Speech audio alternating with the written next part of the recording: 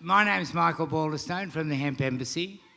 And what we would normally do in Nimbin, and I think it's great, is just a welcome to country to remember, you know, we've only been here a tiny moment and the Aboriginal mob were here for who knows how long, but they kept the place a perfect garden and we've managed to make a big mess in a very short time.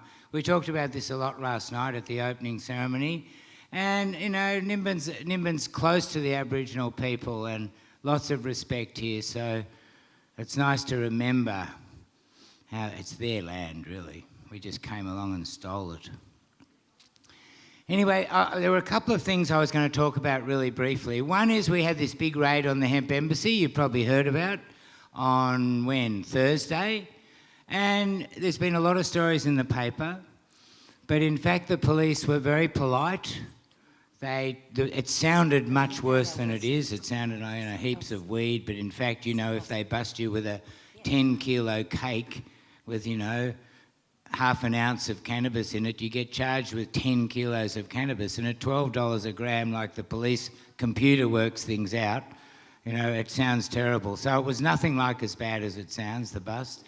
And also the police used discretion and left a lot of stuff alone which they would consider medicine and different to raw plants. And that's happening a bit with the police in New South Wales.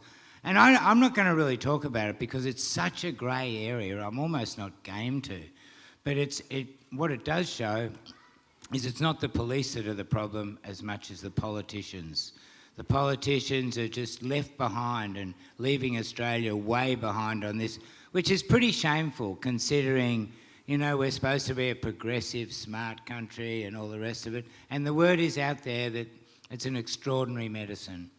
And I'm seeing it for myself, and it's not for everybody, and everybody's got to find their own dose of whatever cannabinoids, but it's extraordinary for some people.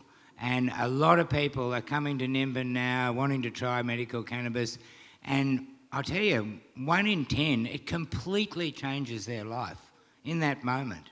And they wonder, what the hell, why didn't I discover this 50 years ago or 30 years ago or whatever condition they're trying to deal with. Because the beauty of cannabis is the side effects are terrific.